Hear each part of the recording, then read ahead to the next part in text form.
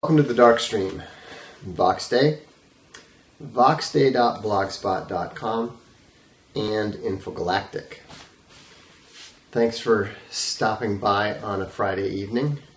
I know there aren't going to be as many folks here on a Friday night, but that's cool. The shirt, just in case you weren't aware, is Crypto Fashion, the Men of the West, one of their shirts. I'm a big fan of their blog, Men of the West, and we are unstoppable because Jack Ward stands with us. If Jack Ward stands with you, who can stand against you? Anyhow, that's a little joke for the blog. So, you know, it's kind of interesting to see this stuff starting to happen. This crazy stuff starting to happen around comics right around the time that Castalia House is dipping its toe in. As you know from the recent Darkstream, when I talked about Alt Hero,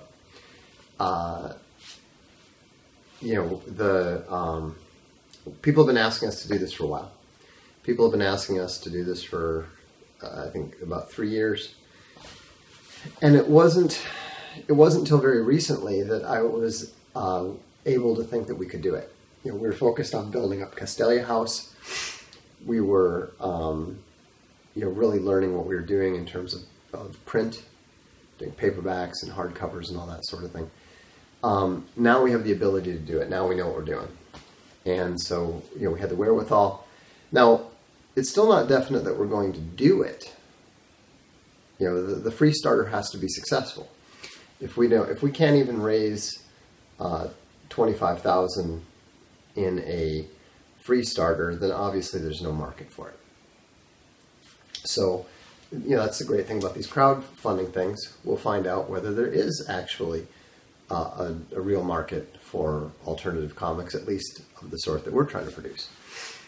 But the timing is fortuitous because in addition to Marvel and DC decimating their own comic lines, you know, the number of comics is down 800,000 from a year ago.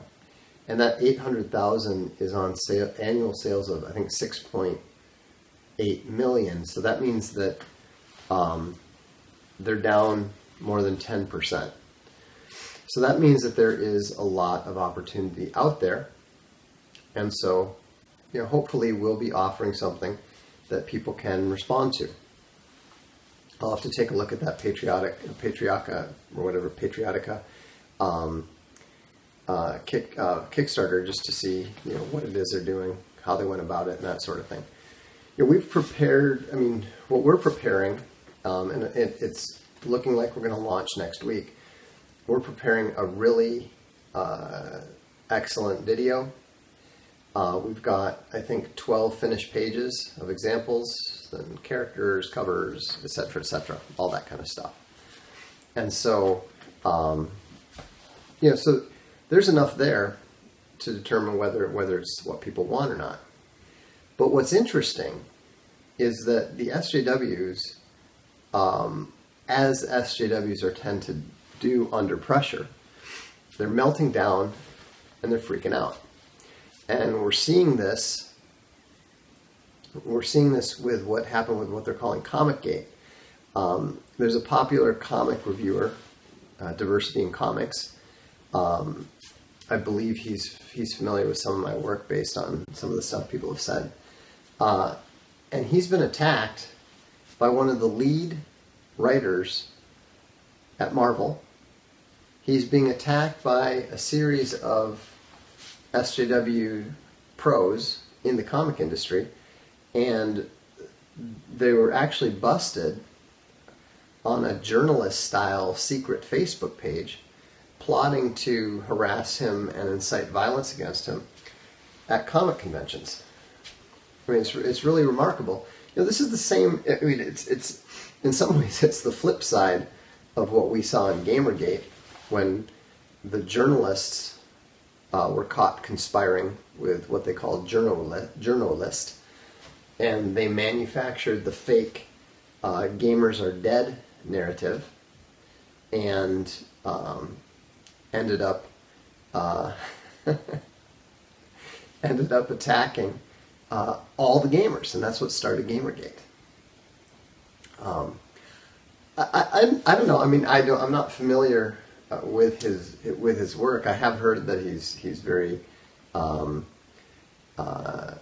judicious and inoffensive.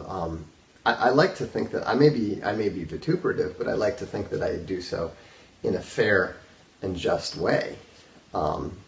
Your mileage may vary, obviously, but so anyhow, and it is true. The comics is predominantly a gamma hobby, and so you're going to end up with probably less restraint there. So it's probably going to be more dramatic and more interesting in some ways than Gamergate itself was. Gamergate was interesting for the size of the whole thing, but it wasn't terribly interesting on a day-to-day basis, and so fair enough. I'll take that. And I mean, what's interesting about this whole alt hero thing is that I've never been particularly into superheroes myself. Really, the only thing that I've ever followed at all is I've seen the Flash television show and I've seen the Arrow television show. They're both pretty converged, especially Arrow. But I can understand why the medium is popular. Now, it's going to be interesting, too, to see how it goes, because I am the initial writer on Alt Hero. As we bring in other writers, I will remain the lead writer. And this is not a medium that I have worked in very much. I have done it. I've done the dialogue for the 3 Archangels: The Fall comics. Oh yeah, that's true. I forgot about the movies. I've seen some of the Iron Man movies. Haven't watched too many of those. I'm not a really big movies guy. So anyhow, it's going to be interesting. I've found the whole storytelling medium to be kind of fascinating, because it's almost the exact opposite of what I'm used to. I write 900-page novels. That's my preferred medium. So to tell stories in this much shorter, sort of almost short story format is an interesting challenge. It's kind of funny because I send scripts over to the writers, and I figure it's here's 2 pages, and they inevitably turn it into at least 4 pages and sometimes 6. So that's why we targeted 64-page digital comics from the get-go, just because we knew that it's probably going to take me 64 pages to fit what they fit into 24 pages. There's probably going to be a lot more story there. That's the goal. And so, but and the other thing is that we're not making, because we believe the comic industry to be broken, we're not making any attempt whatsoever to pay attention to what they do, and we're not making any attempt to pay attention. Well, so shut the fuck up. If you're all talking about how you're having trouble hearing me, stop talking about it. It does you no good whatsoever. You're not going to hear, period. So either turn it off or turn it up as much as you can. Those are your two options. There's literally nothing I can do, so just stop jabbering about it already, okay? Anyhow, the interesting thing is that, why follow what they're doing when they're failing? Why imitate what they're doing when it's broken? Ever since we started talking about Alt Hero, I've had people who are in the industry contact me and say, "Oh, I'd be interested in this," and that's great, and I appreciate the vote of confidence. But what is the point of working with people who can't seem to produce a proper? Good Lord. I'm not kidding about this industry being full of gammas. My goodness. Anyhow, so there's no point in trying to learn from people who are failing. We can learn by looking at the old stuff that was successful. We can potentially experiment by bringing in the stuff that is working in the world of novels, because it's all storytelling. The important thing is not whatever the conventions of it are. Yeah, and like you're saying here, there's too many remakes, there's too much imitation, there's too many franchises being milked.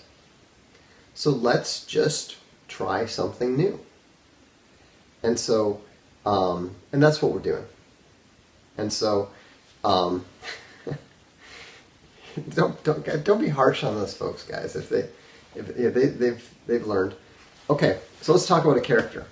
The lead actually, let me give you a little. I'll give you a little basic description of the core concept of Alt Hero. The core concept of Alt Hero is that superhero powers are now appearing on the scene. Nobody knows why. But they are appearing on the scene, and the different governments and different global organizations are trying to figure out how to harness them. And so, over in Europe, the European Union has set up the Global Justice Initiative. And what the Global Justice Initiative is you could consider it kind of a spin on the Justice League of America, except for the fact that from the writer's perspective, they are not the good guys. They think they're the good guys. They believe they're doing the right thing. But we don't necessarily consider that to be the right thing. The reader and the writer don't necessarily consider that to be the right thing. In the United States, there are two groups. Number one, in the same way that ICANN was handed over to the UN, the U.S. has decided to essentially punt, and they have turned over the authority to deal with this stuff to the UN. And so, of course, the UN is trying to utilize the superpowers to their own benefit, but as with all UN initiatives, it's bureaucratic, it's clumsy, it's hopeless, and very little gets done.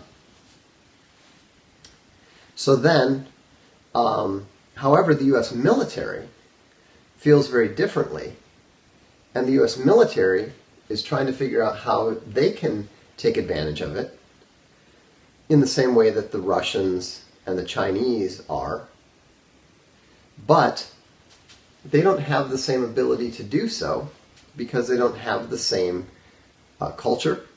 They don't have a draft. How do you bring these people in when they have the powers that they do? How do you force them to sign up for the army and salute when they have the ability to tell you no. So those are the three sort of main pincers of the storyline as it goes forward. And so, each of those different groups have different goals. However, there's a fourth group that is not an official group, but it's basically the people who have developed superpowers, but are not on the radar of either the UN or the US or the EU. And so, some of them are off doing their own thing. Some of them are just lying low, wanting to stay out of trouble. And there is one individual who is attempting to bring them together in order to make sure that they don't find themselves coerced. You could say it's kind of similar to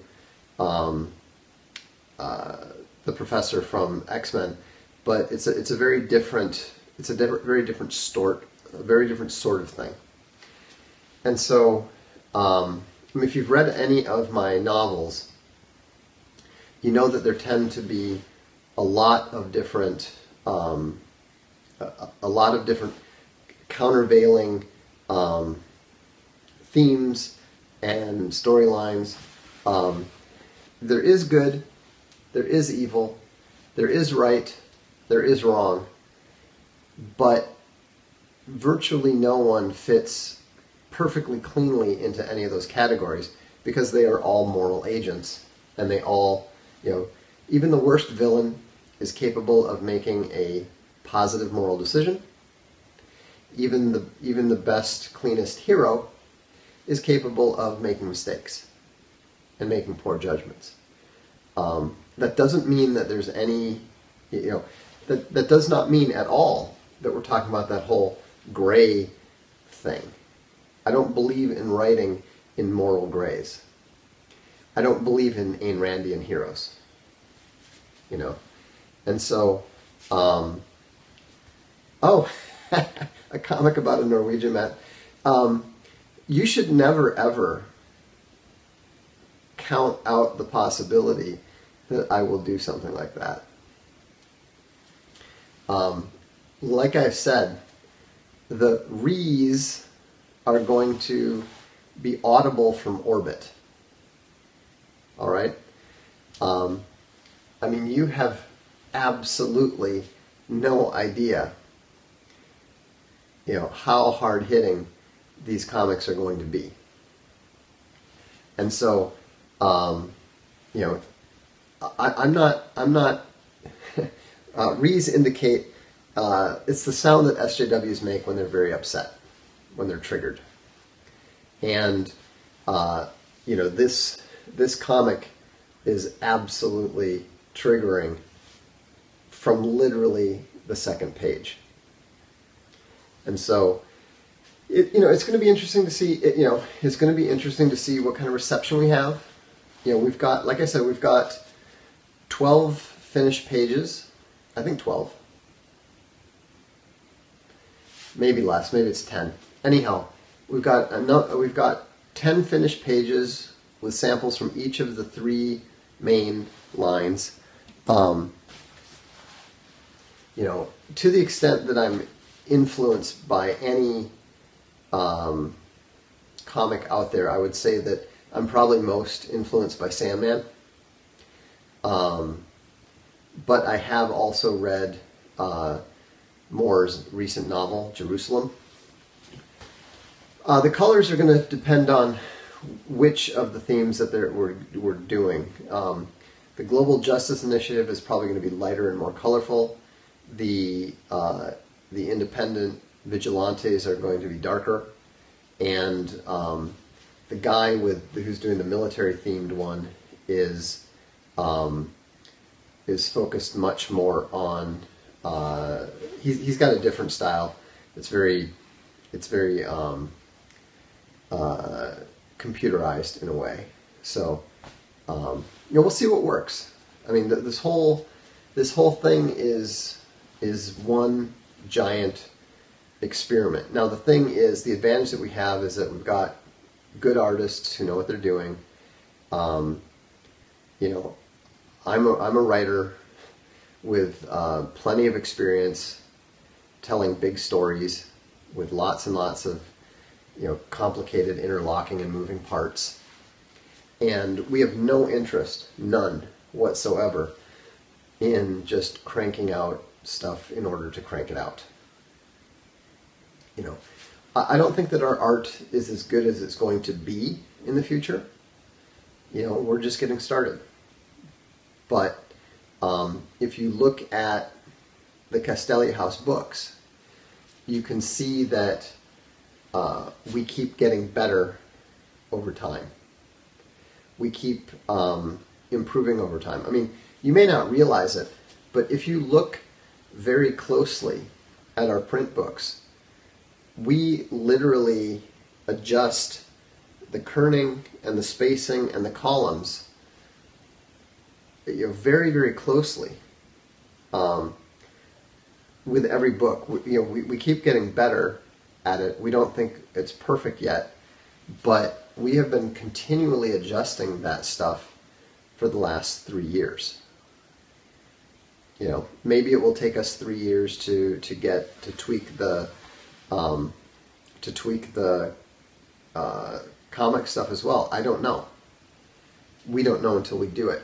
But what I can tell you is that it is going to continue to get better. I've talked to some of the other writers. Some of the stretch goals are going to include extended stories. Basically, my taking some of these stories and handing them off to some of the other writers.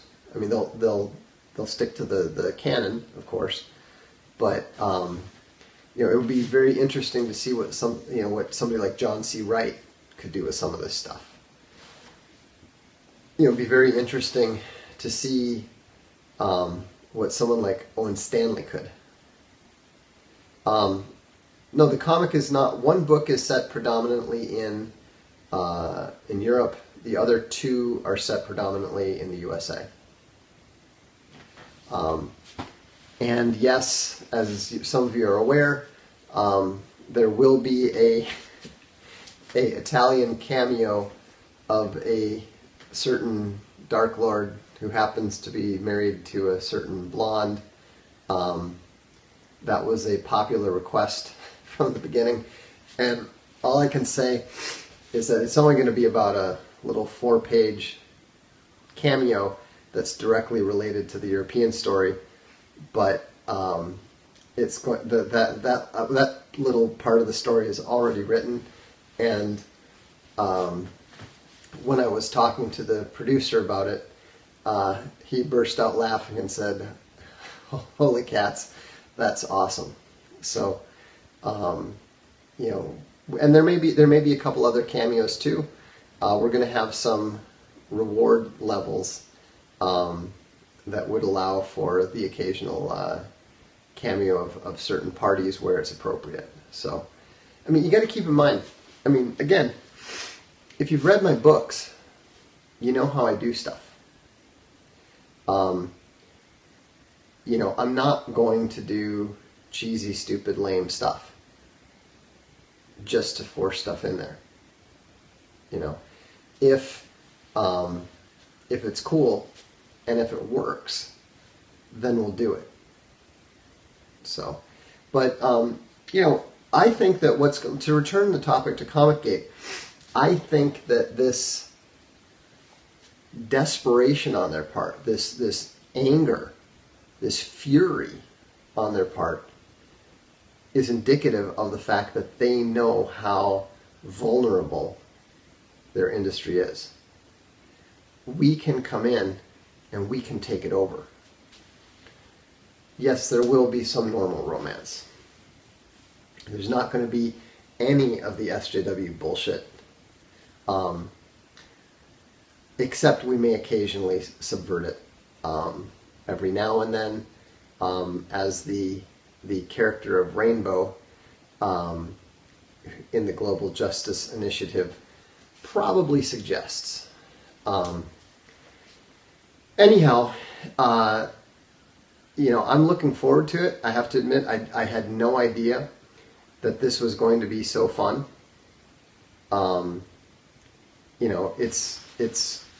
It's amazingly fun to sketch out a script and then see it being brought visually to life by these guys. And so, subversion, I don't even know if subversion is the right term. Ruthlessly open mocking might be the better way to put it. It's going to be interesting. I mean, all I can say is that based on what we've done already, I'm pretty sure that nobody is going to find it boring. I mean, we want it to be excellent. We don't just want it to, we're not trying to do something, it's just as good, it's a little bit better than the current crap they're putting out. We're not interested in that. We want to tell really good stories in its own right. And if it happens to also be amusing in a certain way, or informative in a certain way, or that sort of thing, that's great. But as always, the story has to come first. The entertainment has to come first. We're not SJWs. We do not have any primary goal that supersedes the purpose of the comics in the first place. We understand that the story and the entertainment has to be the absolute priority, because everything else goes away if you don't have that. So, no, not even the reads have to be, message fiction can be good. Message fiction can be great, but it only becomes good when it is properly harnessed in the service of the story. Okay, so there's nothing wrong with having messages and stuff. The problem is, when you have to choose between the story and the message, which do you choose? Now, because most of my stuff is very heavily character based, I don't even do plots. I don't do outlines. I basically set up situations, set up characters, and then figure out what the characters do naturally. Okay? They're going to produce those things. Like, for example, we created the character of Michael Martell, the Hammer. He's one of the vigilantes. What does he do? Well, he is concerned about crime, cleaning up crime on the streets. Okay? Pretty standard. Well, what kind of crime on the streets do you have in California? Who's committing it? A lot of illegals. What do you do with an illegal? What does a vigilante do with an illegal after he captures him? Well, he could take him to the police, but it's a hell of a lot more useful to take him to Immigration and Custom Enforcement, right? Well, that's following the character. It's not following the plot. That's not pushing the political message. That's not chasing Rees. But you can be damn sure that that is going to trigger every pro-immigration SJW who reads it. Right? That's how you do it. Create the characters that feel real. Create the characters that people can identify with. And then let them drive the story. they will drive the, you still, yes, you want to have you have to set up your structures properly. But, you just can't, it's a big mistake, in my opinion, to set either the plot or the message above the characters. So, anyhow, that's it for tonight. If you're interested, I really hope that you'll support it. We'll be launching it next week. I'll be doing a dark stream the night that we launch it, so you'll be aware of it. And I'm glad that you guys think it sounds interesting. So have a good evening.